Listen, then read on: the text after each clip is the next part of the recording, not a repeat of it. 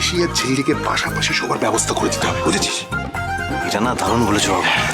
ওরা তো এখনো ওই ট্রেনের আপার বার্থ লোয়ার বার্থের মতো শুয়ে। দাঁড়াও। এই চলো চলো চলো, সবাই শুয়ে পড়ো। বাপরে বাপ, এই ঋষি দাঁড়িয়ে পাইচারি করছিস, শুবি না? বাবা বাবা,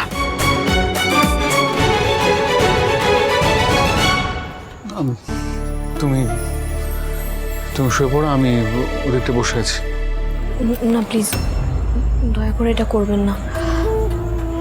বাড়িতে চার দেওয়ালের মধ্যে যা হয় সেটা আমাদের মধ্যে হয়, কিন্তু এখানে তো সবাই আছে, সবার কাছে একটা খারাপ ইঙ্গিত যাবে।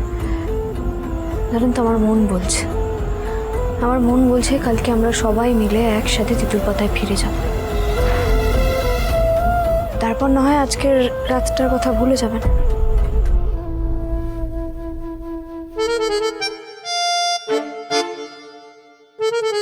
বাবা বাবা, কেসটা সিরিয়াস হয়ে যাচ্ছে না?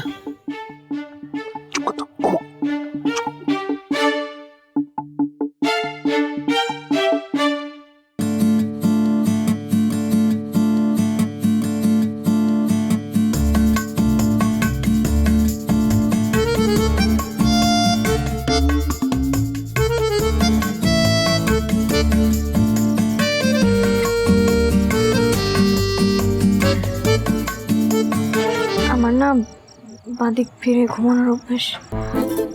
আপনি আপনার বাঁদিকে ঘুরে যান। তো সব বাজে অভ্যেস।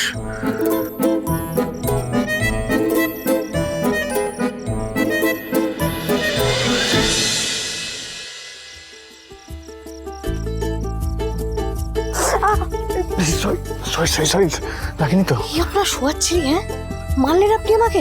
মারলাম কোথায়? আরে বাবা লেগে গেছে, সরি বলছি তো। হ্যাঁ, এভাবে কেউ মারে? আরে বাবা তুই কি করবো? তুমি তো কাছে চলে এসছো। আমি আপনার কাছে যেতে যাবো? আমি খেতে কাজ নেই? আছো তো, অদ্ভুত একটা লোক, মেরে দিলে আপনার।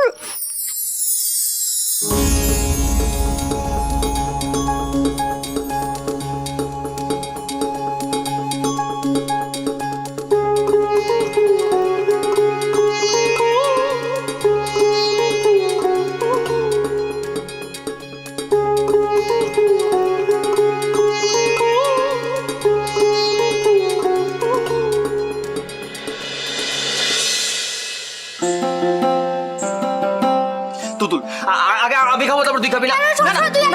এই দাদাই, ব্যাপার বলতো, আমি একবারও নিই না, তুই আবার এসে লাইনে দাঁড়িয়ে পড়বি।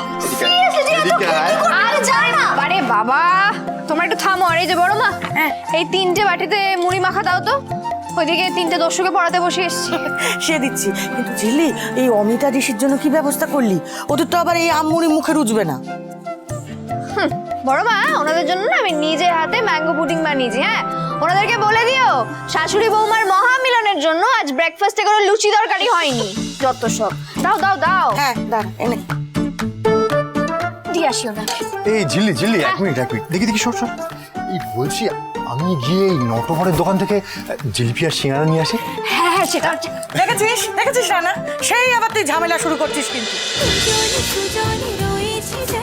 তেঁতুল পাতা সোম থেকে রবি প্রতিদিন সন্ধ্যে ৬টায় স্টার জলসায় ও জিও হটস্টারে।